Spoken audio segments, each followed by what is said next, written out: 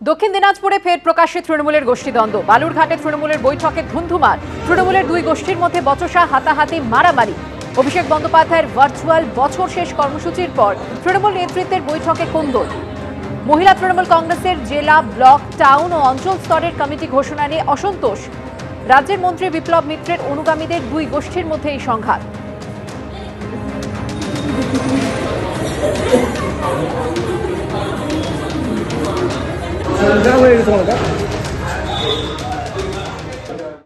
বছর ঘুরলে বিধানসভা নির্বাচন, তার আগে 2025-এর প্রায় শেষ লগ্নে লড়াইয়ের সুর বেঁধে দিলেন অভিষেক বন্দ্যোপাধ্যায়। বললেন, এটা যুদ্ধের সময়, 1 মিনিট বিশ্রাম নিলেই বিরোধীরা আক্রমণ করবে। গত শনিবার রানাঘাটের সভায় অডিও বার্তায় প্রধানমন্ত্রী বলেছিলেন, বাঁচতে চাই বিজেপি তাই। এদিন তার পাল্টা অভিষেক বন্দ্যোপাধ্যায় বলেন, আমাদের বলতে হবে বাঁচতে চাই তাই বিজেপি বাই। এটা যুদ্ধের সময়, 1 মিনিট বিশ্রাম নিলেই বিরোধীরা আক্রমণ করবে, তখন আটকাতে পারবো না। বছর ঘুরলেই বিধানসভা নির্বাচন, তার আগে 2025-এর প্রায় শেষ লগ্নে লড়াইয়ের সুর বেঁধে দিলেন অভিষেক বন্দ্যোপাধ্যায়। সোমবার নেতাজি ইন্ডোরে তৃণমূলের বিএলএদের সঙ্গে বৈঠকে মমতা বন্দ্যোপাধ্যায় বুঝিয়ে দিয়েছিলেন, এখন সময় নষ্ট করা যাবে না।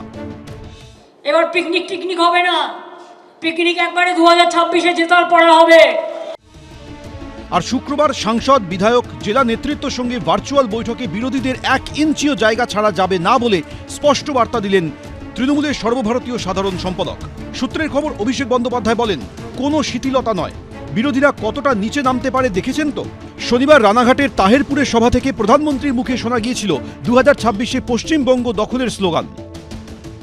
पश्चिम बंगाल कह रहा है, पश्चिम बंगाल बच्चा बच्चा कह रहा है, पश्चिम बंगाल का हर गांव, हर शहर, हर गली, हर मोहल्ला कह रहा है, बाजते चाई बीजेपी ताई।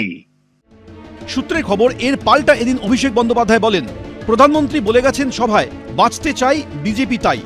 এই 4 শব্দের মধ্যে অনেক ষড়যন্ত্র লুকিয়ে আছে। বাঁচাতে চাই মানে মারতে চাই, তাই আমাদের বলতে হবে বাঁচতে চাই তাই বিজেপি বাই। আমাদের প্রস্তুতি নিতে হবে, 2029-এর ভিত হচ্ছে 2026। মানবে না হার, মা মাটি মানুষের সরকার আবার, এটা সবাইকে বলতে হবে।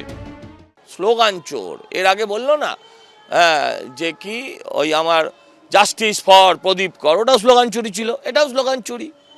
কে কাকে বাই করবে, কে কাকে হাই করবে, 26-এ সেটা জনগণের কাছে পরিষ্কার হয়ে যাবে।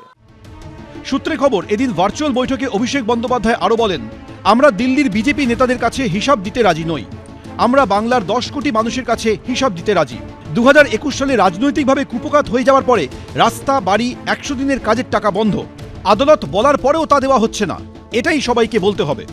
সূত্রে খবর, অভিষেক বন্দ্যোপাধ্যায় এদিন আরও বলেন, কেন্দ্রের কাছে আমাদের 2 লক্ষ কোটি টাকা পাওনা, রাজ্যের হাতে সেই টাকা থাকলে বাড়তি আমরা কি করতে পারতাম।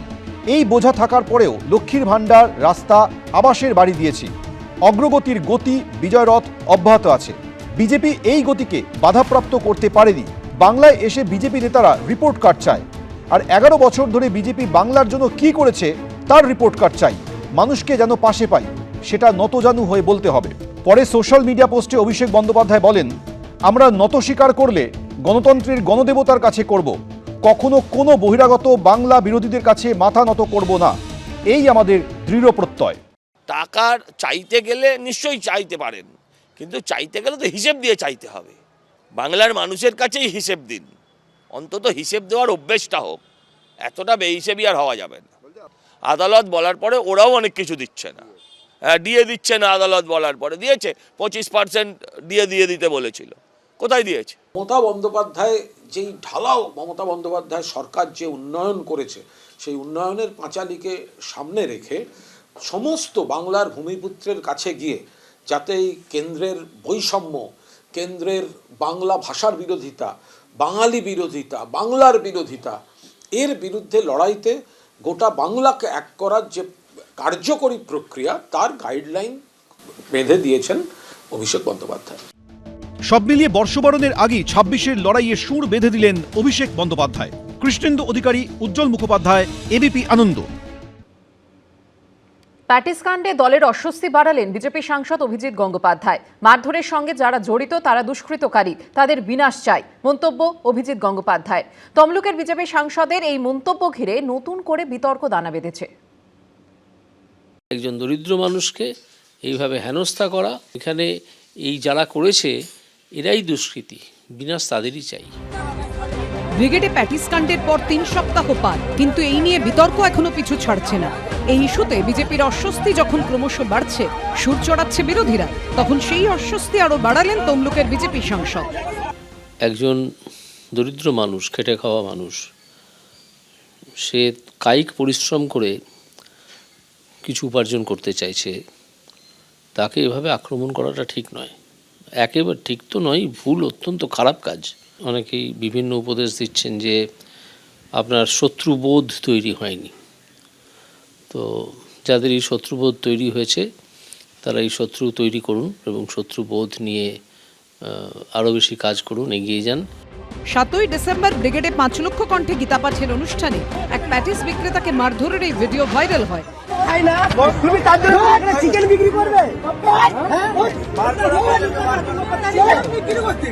এই ঘটনায় 3 জনকে গ্রেফতার করে পুলিশ। গ্রেফতার হওয়ার 12 ঘন্টার মধ্যে জামিন পেয়ে যান সৌমিক গোলদার, তরুণ ভট্টাচার্য, স্বর্ণেন্দু চক্রবর্তী, 3 জনই। এরপরই তাদের সম্বর্ধনা দিয়েছিলেন বিরোধী দলনেতা শুভেন্দু অধিকারী। যারা গ্রেপ্তার হলেন তারা যখন জামিন পেলেন তাকে আপনার দলের তরফ থেকেই সম্বর্ধনা জানানো হচ্ছে।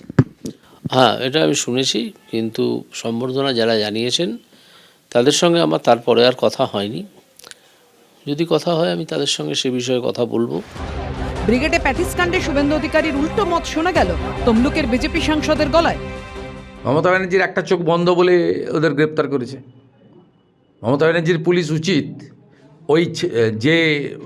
ওই আপনার ননভেজ বিক্রি করতে গেছিল ওখানে এবং মিথ্যে কথা বলে ঢুকেছে, পরিচয় আড়াল করে ঢুকেছে, তাকেও ধরা, তার বিরুদ্ধে তো এফআইআর হয়েছে। ধর্মের লজিক তো চলে না। ধর্মে কী হয়েছে? সে বিক্রি করতেছে, তুমি খাবে না, তুমি এখানে বিক্রি করবে না, চলে যাও, চলে যাবে। তাকে মারবার, ধ্বংস করে দেবার এই ক্ষমতা তাদেরকে কে দিল? আমি পরবর্তীকালে জানতে পেরেছি যে এরা যারা করেছে এরা কেউ বিজেপি সদস্য নয়, এরা সব হিন্দু সেজে এসেছিল। এরা যে আসলে কে সেটা তদন্ত করে বার করা দরকার। বিজেপির এই দ্বন্দ্ব প্রকাশ্যে চলে আসায় কটাক্ষ করতে ছাড়েনি তৃণমূল। অভিজিৎ গঙ্গোপাধ্যায় তিনি সম্ভবত একজন ধর্মনিরপেক্ষ মানুষ। তার এই বিজেপিতে যাওয়া, বিজেপির আইডিওলজিকে নিজের প্ল্যাটফর্ম হিসেবে ব্যবহার করা, এটা বোধহয় তিনি তার মানে নিজের সঙ্গে খুব সুবিচার করেননি। কোনো এক মুহূর্তে হয়তো তিনি কোনো কারণে ওই পথে চলে গিয়েছিলেন। এবার তিনি বুঝতে পারছেন এবং দেখতে পাচ্ছেন যে এই ধরনের ঘটনা যেগুলো বিজেপি ওয়ালারা ঘটাচ্ছে, হয়তো তিনি সেটার সঙ্গে একমত হতে পারছেন না। প্যাটিস বিক্রি করছিল, তাকে সরিয়ে দিয়েছে বা যাই হোক ধাক্কা দিয়েছে, সেটাও না করে পুলিশ কি হাতে তুলে দেওয়া বা তাকে চলে যেতে বলাই ভালো ছিল। কিন্তু অন্য এক সম্প্রদায়ের যদি কোনো সমাবেশে বা জমায়েতে বা প্রার্থনা সভাতে যদি তাদের যে নিষিদ্ধ খাদ্য বা তাদের ধর্মের যে নিয়মের মধ্যে যা খাওয়া যায় না, আমি সেগুলো বলতে চাই না, উচ্চারণ করতে চাই না, সেই যে দ্রব্য যদি বিক্রি হতো, কি হতো, কি ঘটনা ঘটতো, তা ভাবলে পরে শিউরে উঠতে হয়। সব মিলিয়ে প্যাটিস কাণ্ড নিয়ে এখনো সরগরম রাজনীতি। কৃষ্ণেন্দু অধিকারী ও উজ্জ্বল মুখোপাধ্যায়ের রিপোর্ট, এবিপি আনন্দ। এবিপি আনন্দ, এগিয়ে থাকে, এগিয়ে রাখে।